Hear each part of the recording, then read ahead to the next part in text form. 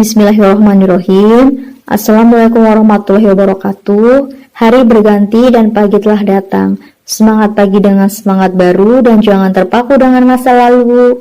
Langkahkan kaki ke depan untuk menatap masa depan yang lebih baik. Jangan lupa tetap stay at home ya.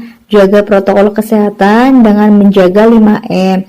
Dan jangan lupa, mari kita semua ikhtiar dengan vaksinasi. Kemarin kita telah menyelesaikan materi pada bab 1 tentang konsep kebudayaan. Pada pertemuan minggu ini kita akan membahas tentang bab 2 pengertian seni. Dalam pengertian seni kita akan mempelajari tentang pengertian seni, fungsi seni, sifat dasar-dasar seni, unsur pembangunan seni, nilai seni, dan macam-macam seni. Langsung saja kalian simak dan salin pembelajaran di buku tulis seni budaya kalian ya. Sebelum kita ke materi yang pertama, adapun tujuan pembelajaran yang akan kalian dapatkan adalah siswa dapat memahami pengertian seni, siswa dapat menerapkan pengertian seni, siswa dapat menyimpulkan pengertian seni. Mari kita mulai pelajaran pada hari ini dimulai dari pengertian seni. Dalam bahasa Sangsekerta, seni dikenal dengan istilah cilpa. Kata cilpa dapat dilihat sebagai kata sifat ataupun kata benda. Jika dilihat sebagai kata sifat, cilpa bermakna memiliki warna atau berwarna. Kata ini memiliki bentuk turunan yakni sucilpa yang bermakna dilengkapi atau dihiasi dengan bentuk-bentuk yang indah. Dan kalau secara etimologis, kata seni berasal dari bahasa Sangsekerta yaitu sani, yang artinya pemujaan dan persembahan. Dengan kata lain, seni sangat erat hubungannya dengan upacara keagamaan yang disebut juga kesenian. Secara umum, seni sering diartikan dengan sebuah ekspresi perasaan manusia yang di dalamnya mengandung unsur estetik atau keindahan dan diungkapkan melalui media yang nyata, baik itu dalam bentuk gerak, rupa, nada, syair, serta dapat dirasakan oleh panca indera manusia. Untuk lebih memahami arti seni, maka kita bisa merujuk pada beberapa pendapat para ahli. Yang pertama, menurut Ki Hajar Dewantara, tokoh pendidikan nasional, berpendapat seni adalah segala perbuatan manusia yang timbul dari hidup perasaan dan bersifat indah hingga dapat menggerakkan jiwa perasaan manusia. Yang kedua, menurut Ensiklopedi Indonesia, seni diciptakan dari segala hal karena keindahannya orang senang untuk melihat ataupun mendengarkannya. Yang ketiga, Susanne K. Langer, seorang filsuf seni dari Amerika, menyatakan seni dapat dibatasi sebagai kegiatan menciptakan bentuk-bentuk yang dapat dimengerti atau dipersepsi yang mengungkapkan perasaan manusia. Itu semua penjelasan tentang pengertian seni. Materi selanjutnya yaitu fungsi seni. Fungsi seni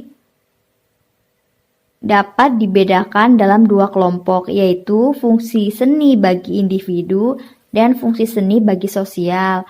Kita akan bahas dulu fungsi seni bagi individu. Fungsi seni bagi individu ada dua. Yang pertama, seni sebagai alat pemenuh kebutuhan fisik, dan yang kedua, seni sebagai alat pemenuh kebutuhan emosional. Kita bahas dulu yang pertama. Seni sebagai alat pemenuh kebutuhan fisik. Manusia adalah makhluk yang mempunyai kecakapan dalam memberi apresiasi pada keindahan dan penggunaan berbagai benda. Dalam proses pemenuhan kebutuhan fisik ini, para seniman mempunyai peran penting dalam menciptakan berbagai benda-benda bernilai seni untuk pemuasan kebutuhan fisik dan memberikan kenyamanan bagi orang lain. Seni sebagai alat pemenuhan kebutuhan emosional. Emosi adalah perasaan di dalam diri manusia, baik itu perasaan senang, marah, sedih, haru, cinta, benci, dan perasaan lain. Semua orang perlu meluapkan perasaan di dalam diri mereka agar kondisi kejiwaannya tetap normal. Itu pengertian tentang fungsi seni bagi individu. Fungsi seni bagi sosial. Yang pertama, seni sebagai media agama atau kepercayaan. Seni punya peranan penting dalam penyampaian pesan religi atau agama kepada manusia. Hal ini bisa dilihat dari busana atau pakaian, upacara pernikahan, upacara kematian, lagu rohani, kaligrafi, dan lain-lain. Contoh fungsi seni dalam agama dapat dilihat pada Candi Borobudur dan Candi Prambanan. Relief yang terdapat di dinding candi tersebut merupakan ilustrasi kitab suci agama Buddha dan Hindu. Seni sebagai media pendidikan. Seni juga punya peranan penting dalam dunia pendidikan. Pendidikan dapat dikelompokkan dalam 3 kategori, yaitu pendidikan formal, pendidikan di lingkungan sekolah, pendidikan non-formal, pendidikan di lingkungan masyarakat, pendidikan informal, pendidikan di lingkungan keluarga. Melalui seni, individu dapat belajar tentang nilai-nilai dan ilmu pengetahuan dengan cara yang menyenangkan. Misalnya, seorang siswa dapat belajar musik atau drama, di mana kegiatan ini dapat mengekspresikan diri mereka kepada orang lain. Selanjutnya, seni sebagai media informasi. Melalui seni juga, kita bisa menjelaskan sesuatu kepada orang lain dengan lebih mudah. Misalnya, penggunaan poster yang bernilai seni di mana di dalamnya terdapat informasi tentang bahaya narkoba, pentingnya imunisasi, dan penyampaian program pemerintah. Lanjut, seni sebagai media hiburan. Sebagian besar yang berkaitan dengan hiburan mengandung unsur seni di mana para pelaku seni dapat mengekspresikan diri secara aktif atau pasif. Seorang seniman dapat merasakan senang, marah, terharu ketika karyanya disukai atau tidak disukai oleh orang lain. Begitupun individu yang melihat, mendengar, merasakan sebuah karya seni. Manusia bisa merasakan terhibur ketika melihat sebuah lukisan, menonton bioskop, atau menonton sebuah konser musik. Fungsi artistik. Seni yang berfungsi sebagai media ekspresi seniman dengan menyajikan karya tidak untuk hal komersil, contoh musik kontemporer, seni rupa kontemporer, seni rupa modern, atau seni yang tidak bisa dinikmati oleh pengunjung dan hanya bisa dinikmati oleh para seniman saja. Selanjutnya, fungsi guna. Karya seni yang dibuat tanpa memperhitungkan kegunaannya, kecuali sebagai media ekspresi atau karya seni murni, dalam proses penciptaan mempertimbangkan aspek kegunaannya, seperti perlengkapan atau peralatan rumah tangga yang berasal dari rotan atau gerabah, contohnya nampan atau tutup saji. Yang terakhir, fungsi kesehatan.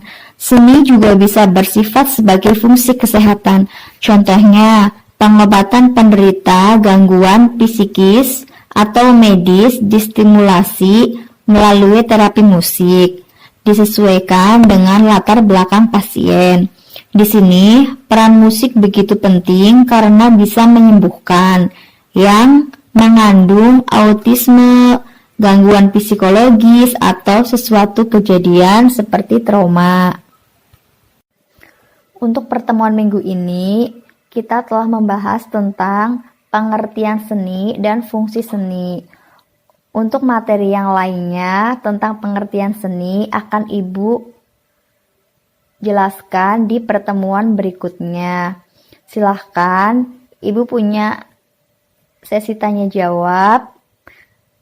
Jika dari penjelasan Ibu, dari kalian masih ada yang belum mengerti, silahkan tulis di kolom komentar, akan Ibu jawab. Ibu minta tetap semangat belajar daringnya. Jangan lupa tetap mematuhi protokol kesehatan. Dan Ibu ucapkan terima kasih karena telah mengikuti pelajaran seni budaya Ibu. Wassalamualaikum warahmatullahi wabarakatuh.